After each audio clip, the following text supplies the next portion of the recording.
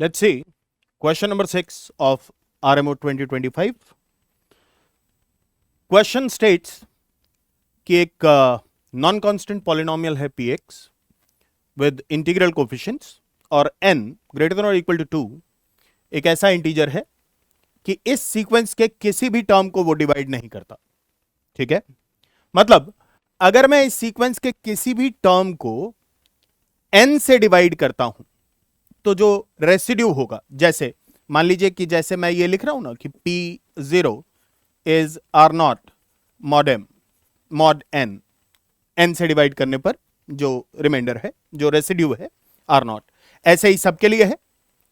ठीक है, तो जो रेसिड्यूज हैं उनका सेट 1 2 3 n-1 टाइप का ही हो सकता है। ठीक है, लेकिन इस सीक्वेंस में कितने टर्म्स हैं? ढेर सारे, जबकि रेसिड्यूज का नंबर फाइनाइट है। तो पिजन होल प्रिंसिपल के मुताबिक इस सीक्वेंस के कम से कम 2 टर्म्स ऐसे जरूर होंगे जिनमें सेम रेसिड्यू आता होगा, राइट? और अगर 2 ऐसे टर्म्स हो गए जो सेम रेसिड्यू देते हैं, या हम ऐसे बोल सकते हैं कि मान लीजिए कि कुछ है से pk और pl जो सेम रेसिड्यू देते हैं,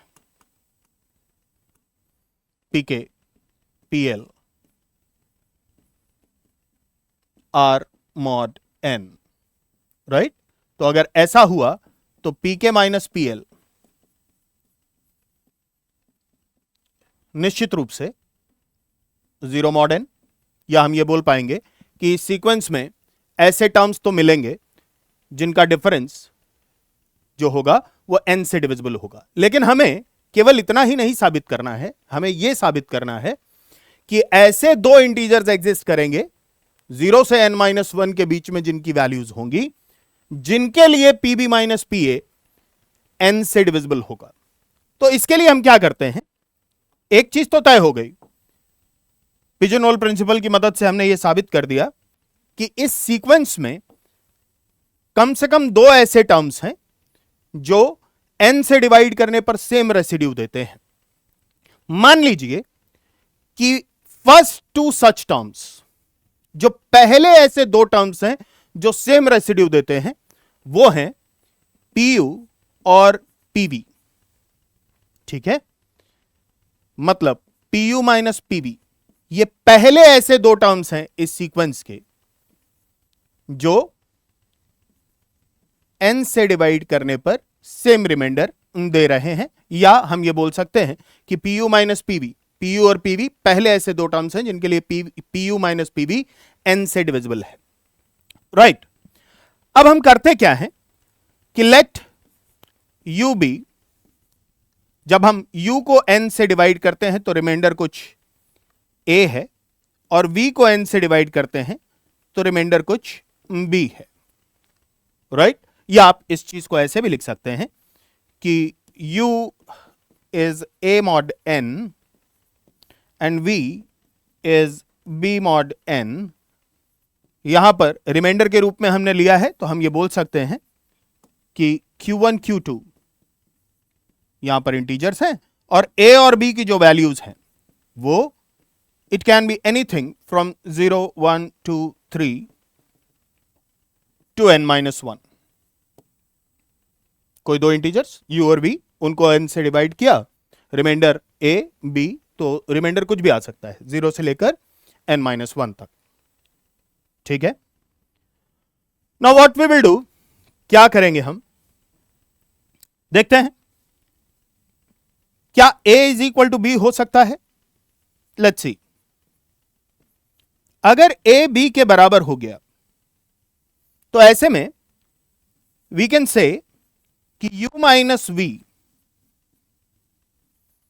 अगर a b के बराबर हो गया तो u माइनस v ये n से डिविजिबल हो जाएगा।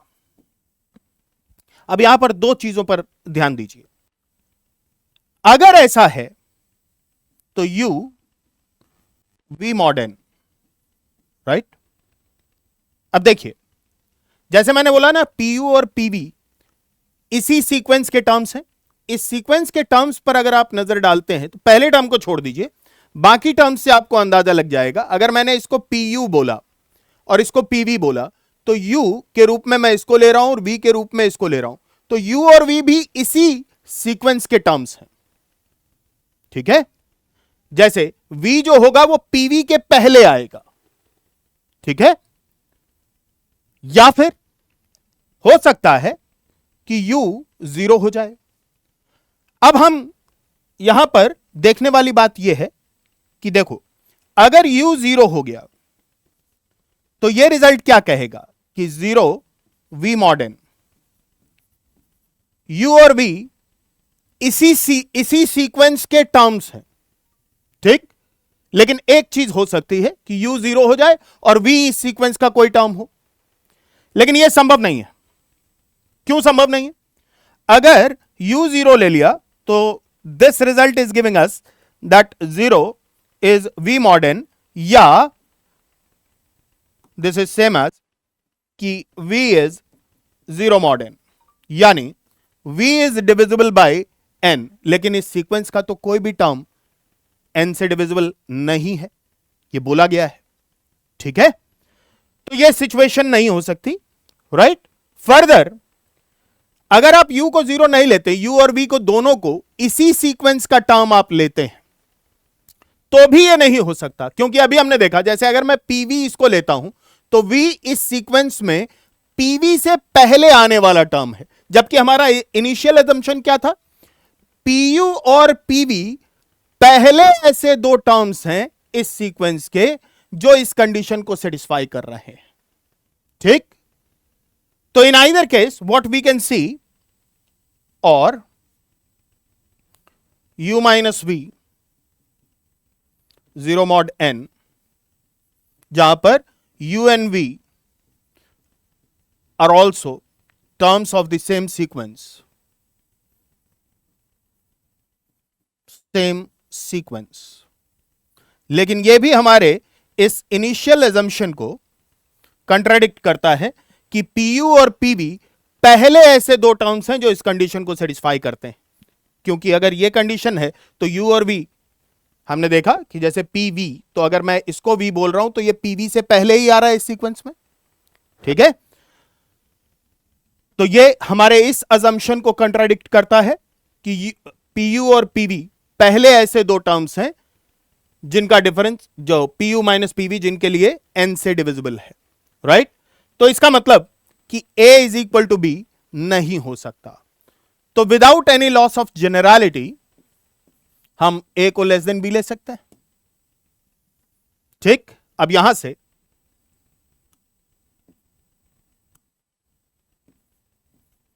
से व्हाट वी कैन से कि since u is nq1 plus a, it is very easy to see एक पॉलिनोमियल विद इंटीग्रल कोफिशिएंट, उसके लिए ये भी इंटीजर है, तो pu माइनस pa